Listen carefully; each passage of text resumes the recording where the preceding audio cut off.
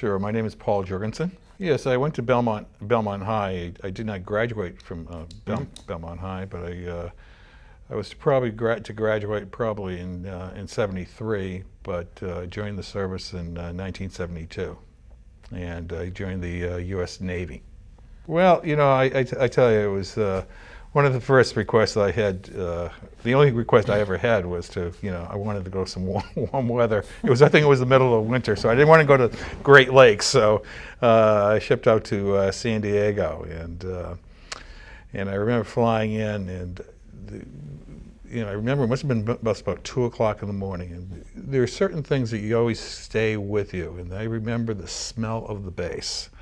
And it was warm, it was balmy, and also too, the naval training base was right next to the Marines training base also. So, and I can remember turning in all my belongings, and of course back then the polyester shirts, so that got all shipped off, and of course you lose your hair and brand new uniforms, and so then getting up early in the morning and marching off to the chow hall. Yep. And wow, here we are, all new recruits, and it was kind of scary. It was like, what happens next. And I just remember, it's like, wow, this is going to be a long day. And it was a long day, and never slept so good in my life since I joined the military.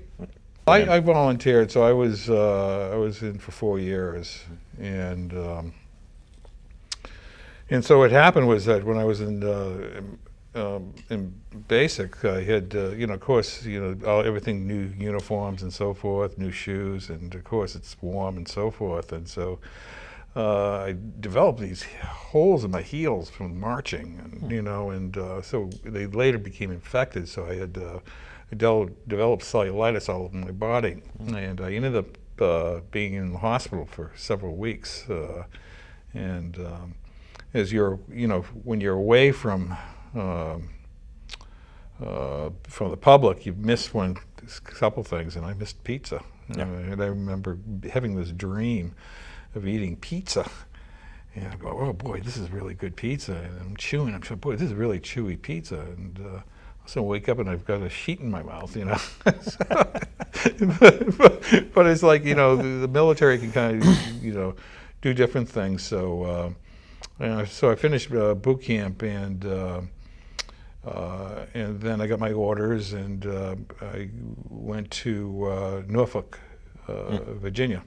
And I remained it was the USS DuPont, DD 941, and at that time, I think that Admiral Zimwalt was the commander-in-chief at the time, and of course, I think that the military was trying to project youth and so forth, and so the squad that I belonged to is called the Mod Squad, and of course it was a TV show, Yep. Called Mod Squad too, so. You had all these influences of the '70s that you're dealing with, the unrest about the war, and I think when I first went in, Nixon was the president at the time. So then I went in, and I was a boatswain's mate for a period of time, and of course during those years. Guys were shipping back from Vietnam, and so we had the Navy also supported the riverboats. Yes, yeah. And so I had quite a few shipmates who had returned from there, and I remember the nightmares they would have at night, and but I think that and during that time I was a baby. I was like 17 years old, and so I was pretty well accepted as the kid, Yeah. But there was racial tension during that time, and so what happened, I remember we were all marched in to watch Brian's Song, and if people don't know, that's a movie about a black and white football player, and how their relationship was, and so that was the military's way of trying to help us, come together, Yeah. And so then, but during that time, we shipped off. I went to the Mediterranean, North Atlantic, Caribbean, Gitmo, um, and of course, during that time, you either lived aboard ship, when you were in port, and of course, if you lived aboard ship, you were always details, that had to be. And I remember the corpsman at the time said, "Geez, we have a house. Would you like to join us for dinner? And you could stay if we like you. You could stay there." Yeah. And so I went to dinner. Well, it turns out it was an Episcopal rectory. Oh. And this gentleman who later became the bishop, his name was Charles Bechet, became Bishop of Virginia. He opened up his home to military people. And we were all, at the time, we were known as the Rogues. And over the years, he opened it as a kind of his way to give back to the military. And from the early 60s through the 70s, I think there were 300 of us, Wow. It was interesting. He was the bishop, Episcopal bishop. His mother was the daughters of the president of the Daughters of the Confederacy. And his brother was a Middle Eastern CIA expert. So it was kind of great Southern family. And of course, during that time, during Vietnam, the country wasn't loving military people, and so this enabled us to be able to be a little more accepted, Yeah. Just kind of looking at my experiences, of course, we would be shipping over to, I remember we did a NATO cruise, and we were in Norway, we were doing the fjords and so forth, and we weren't pretty well accepted by, because at that time, because of Vietnam, I remember people would say, baby killers and stuff like that. So there was always that kind of element that you were kind of dealing with, And so one of the things, one of the greatest things that I would say about the military gave back to me was, and it was, because boot camp and being together is accomplishing things together, working together. And I'll never forget that. And I still miss that camaraderie, And so one way was, kind of giving back. And I remember we would go into different ports and would help out in some of the orphanages. We'd be in port for a while and go there, and which later I took, and because the bishop opened his home, and for the military people, and we all became, became doctors, social workers. Some guys just continued to be cowboys, and I later became, even though I quit school, I went back to school and I got my master's in psychiatry. And became a nurse also, and but was part of kind of giving back, which the military taught me, and was quite to this day. It's one of the greatest experiences in my life, To what degree did your being a 17-year-old and being with people who've been on the swift boats in Vietnam and seeing the after effects of Vietnam before PTSD really was recognized, play into you going into what you do, what your life's vocation was after the service? Did that spark an interest in you as to? Well, you definitely met people from all over the United States, and I think that it was quite moving to, because some of the guys, well, there were other things I didn't mention, I remember going into the forecastle and front of the ship, and one of the guys had sliced his wrists to kill himself, and I think that he was so traumatized, he wanted the pain to end, during that time. So I think that, because I was one of the people that first found him, and so that was really kind of like, whoa, for a 17-year-old kid to see this guy, these weren't just superficial cuts; these were intentional. They were deep cuts. That this man was in a great deal of pain. So he did survive, and went to to the hospital for a period of time. But it just, what I kind of witnessed, especially too when some of the guys that had returned, would go out, start, partying, and that's when some of the stuff would really come unfold, because the inhibitions, either that they, came out more violently, or, just became much more emotional. It really, when the substances really started adding onto that. And so being in the military too, there were many roads you could go down, a lot of paths you could go, you could definitely get into the drugs and alcohol, or you could, stay out of that. But, I did see a lot of drugs and alcohol. I think that, part of it was that for some of these people was that who had served in Vietnam, were numbing, the effects of that. Or, some people that also too didn't even have to go to Vietnam, but they had such a life. You learned that's what I loved about the military too. You learned, you got to know people intensely, and that bond, it's there for you for the rest of for the rest of your life, But I remember, sometimes, you'd have a lot of time on your hands sometimes, but, I was, of course, I was an Easterner and Northerner, and, you had these people from Texas and stuff in the South, and it's amazing how so many times, there's different ways of saying shit. Yeah.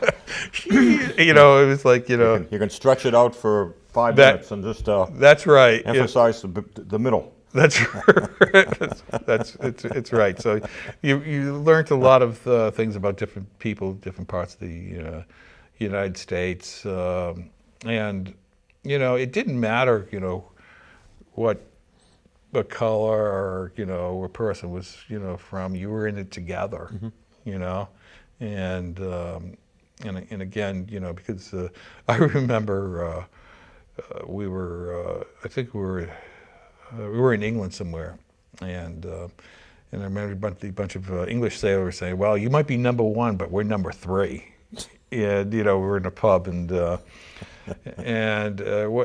what happened was that as we were leaving, of course they wanted to challenge us, and so as we came out of the pub, the door opened, and one of the sailors had a brick in his hand, and he just wanted to hit me, and my buddy took it full force. But what I'm saying is that there was that camaraderie, sticking together, protecting each other, which was very crucial. And I got to meet people, so there was that bond, but also too I get to meet people from different parts of the world, and how that can be such an influence.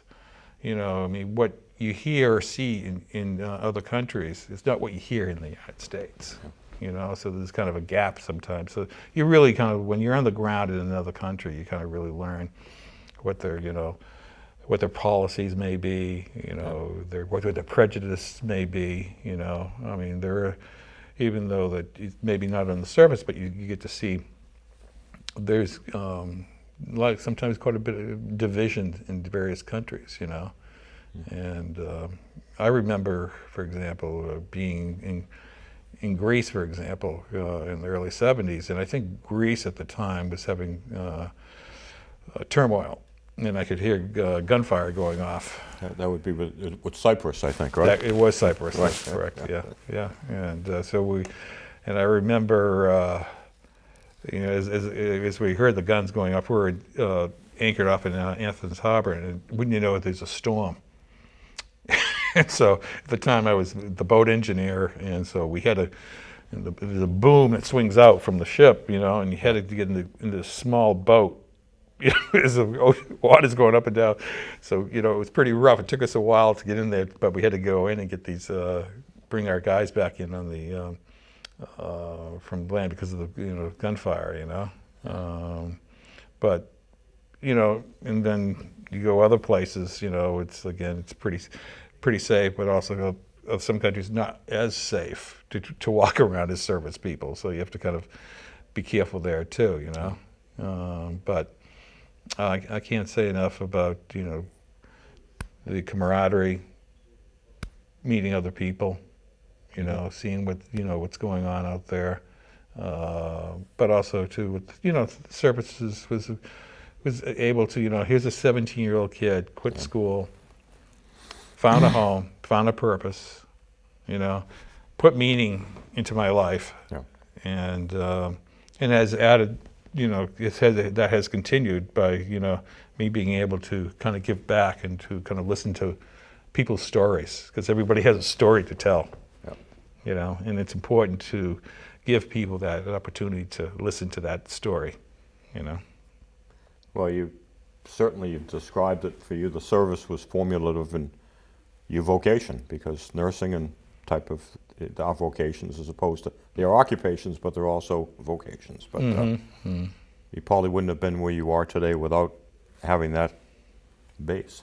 You're probably right, you know, and I think that, you know, it gave me the kind of a sensitivity, you know, that as, you know, if I was to just stay had just stayed in Belmont, you know, you know, I would have just been traveling around Belmont and not to kind of open my eyes to different things, or how things can be done differently, or how to relate to people.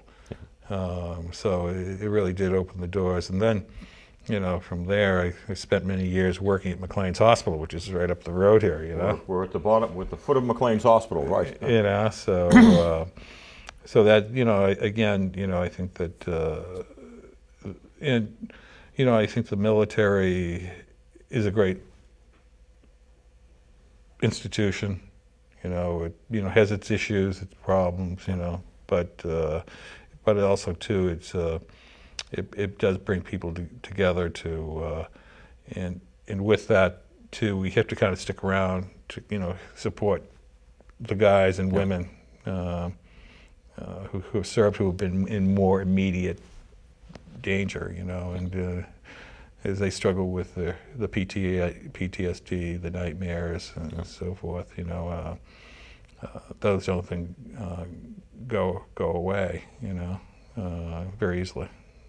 The long-lasting internal wounds of war. Right, right, and you know, and as I've worked, you know, I worked for quite some time too as a psychiatric emergency room, and so. We're here in Cambridge Hospital, which and so I would see the, you know, the homeless veterans, and you know, as they've struggled over time, you know, so you know, it's tough, it's hard to see that, you know, but you know, you just think that this older person was a, you know, a kid at one time who walked the streets of Belmont, or, you know, and you know, who had didn't have that trauma, or, you know, but like I can't. I think it's important to know that the veterans are, you know, they're not alone. Yeah. You know, and I think that you kind of listen. As I listened to the previous gentleman, I think that the fear of being alone, you don't have to, you know, and you can share these thoughts, and I think that's what's been so important for me, because, you know, I was part of a group, and I think that's what the military was so influential for me, you know, is that I was part of something, you know. Yeah, a lot of people with PTSD won't let anybody inside the circle circle of trust to tell their story to, and I think when you tell somebody you're a veteran, you have a little step up as far as credibility and trust goes with people. Yeah. You're very fortunate that you found the Episcopal minister to nurture you during your time when you first went to take you in. It was very good. I was. I mean, I think that there were guys there that had been there, who had been, you know, traumatized. Yeah, and they, you know, some stayed there. They were lost. Yeah. But it was a protective environment, accepting place, and you know, I'm afraid that, you know, some people were under the stress sometimes, just were, really pretty damaged. Yeah, yeah. And some were, because of the damage, sometimes were a little scary sometimes, Yeah, I know it. But you're right. That was a fortunate. I could thank God for that. Watching over me, and There, but for the grace of God, go I. So. yes. So I think that, and that's I think that my belief in my faith. Yep. Through the military, the church Yep. has helped me to, let me know that I'm not alone, but also to give back, and so that's where I continue to hope to continue to live my life is kind of giving back, Well, you're a good person, Paul, and Oh, thank you for sharing it with everybody. And as I always say to people, veterans, I sincerely thank you for your service. my Oh, friend. thank you. Yeah. Nice to see you. Paul. Nice to see you Thank also. Bye-bye. Yeah. Bye.